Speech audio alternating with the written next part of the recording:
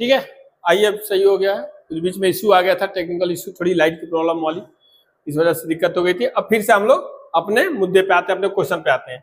हम लोग 5वां क्वेश्चन देख रहे थे, ये देख रहे थे कि उत्तर प्रदेश का दुधवा राष्ट्रीय उद्यान किस जिले में स्थित है। ऑप्शन क्या था, बहराइच, लखीमपुर खीरी, गोंडा, श्रावस्ती। तो इसका सही उत्तर है लखीमपुर खीरी।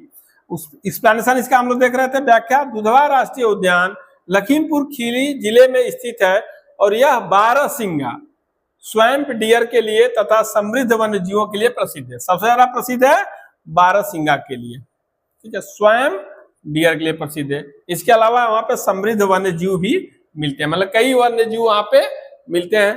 तो ये घूमने का बहुत ही इंपॉर्टेंट महत्वपूर्ण स्थल भी है, टूरिस्ट प्लेस भी है, लोग जाते भी हैं इस समृद्ध राष्ट्रीय उद्यान को, घूमते हैं और इंजॉय भी करते हैं। ठीक है, अगला क्वेश्चन देखिए।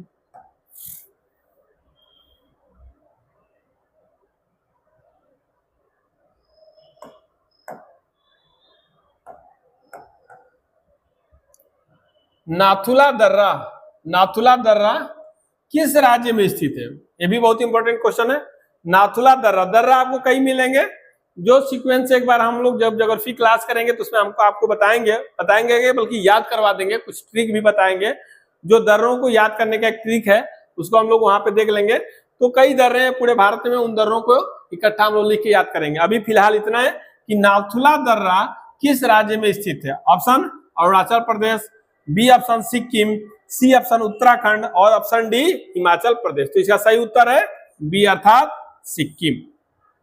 अब इसकी व्याख्या देखिए, नाथुला दर्रा सिक्किम में भारत चीन सीमा पर स्थित है एवं एक महत्वपूर्ण पर्वतीय दर्रा है जो ऐतिहासिक रूप से व्यापार मार्ग के रूप में उपयोग होता है। किसके रूप में होता है ये दर्रा?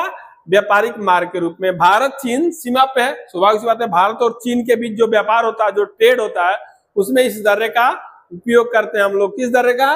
नाथुला दर्रा का। कहाँ पे है ये? सिक्किम में है। ठीक है, तो अब इसको याद करने का यहीं पे ट्रिक था, क्या था? श्रीनाथ।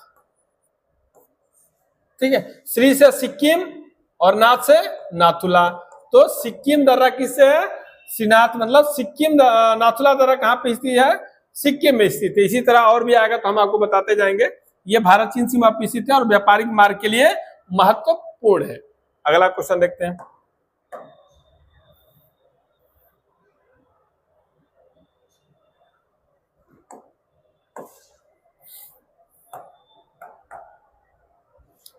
निम्नलिखित में से कौन सा देश नाइल नदी का उद्गम स्थल है?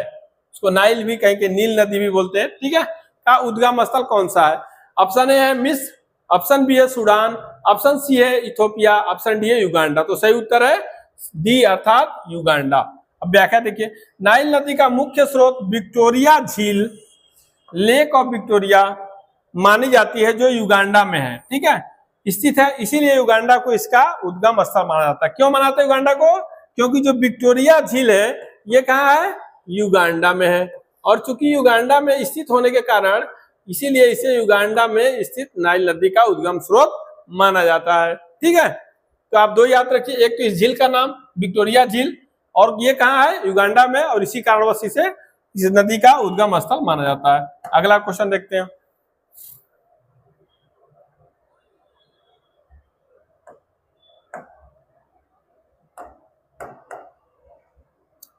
राज्यसभा के सदस्यों का कार्यकाल कितने वर्षों का होता है? बहुत ही अच्छा क्वेश्चन है। लोकसभा, राज्यसभा, विधानसभा, विधान परिषद, ये सब आता है।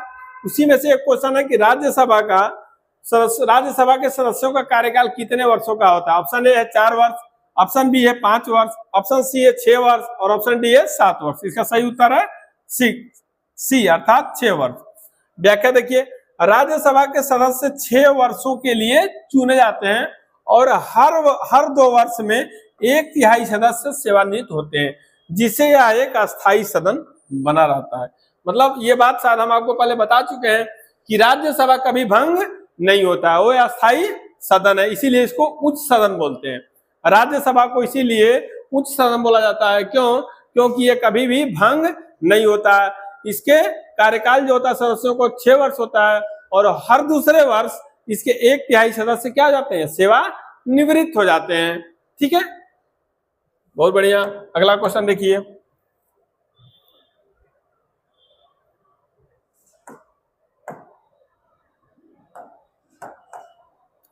अगला क्वेश्चन है कि बक्सर का युद्ध किनके बीच लड़ा गया था। ये भी बहुत इंपॉर्टेंट क्वेश्चन है। बक्सर का युद्ध किनके बीच लड़ा गया था। ऑप्शन है सिराजुद्दौला और अंग्रेज, बी है मीर कासिम सिराजुद्दौला और शाह आलम द्वितीय बनाम अंग्रेज, ऑप्शन सी है टीपू सुल्तान और अंग्रेज, और ऑप्शन डी है रानी लक्ष्मीबाई और अंग्रेज। तो ऑप्शन बी सही है, अर्थात मीर कासिम सिराजुद्दौला शाह आलम द्वितीय और इधर क्या थे वर्सेस अंग्रेज थे। मतलब भारत में देखें तो भारत का प्रतिनिधित्व 3 लोग कर रहे थे। कौन कौन? मीर कासिम सिराजुद्दौला और शाह आलम द्वितीय, और इधर अंग्रेज थे।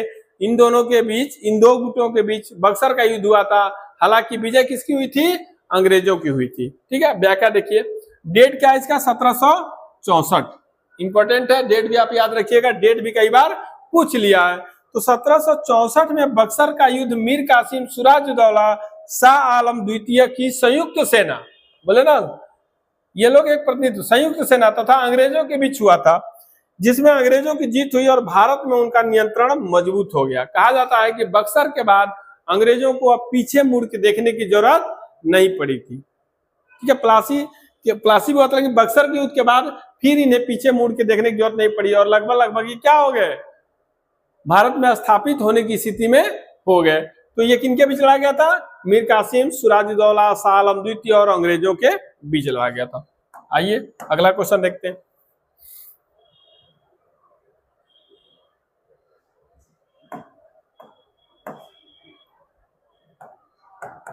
अगला क्वेश्चन है कि एशियाई खेल 2023 में भारत ने कुल कितने पदक जीते थे। खेलों से स्पोर्ट्स से एक क्वेश्चन जरूर आता है, आप लोग इसका ध्यान रखेंगे। किसी भी तरह, चाहे क्रिकेट हो, बैडमिंटन हो, फुटबॉल हो, वॉलीबॉल हो, कुश्ती हो, एशियाई हो, वर्ल्ड कप हो, कोई भी हो, उसमें से एक क्वेश्चन स्पोर्ट्स से जरूर आता है, चाहे वो मेल हो या फीमेल हो, कोई भी आप। तो इस पे आप लोग ध्यान देंगे, बार बार जरूर पढ़ेंगे। अब आते हैं अपने क्वेश्चन पे।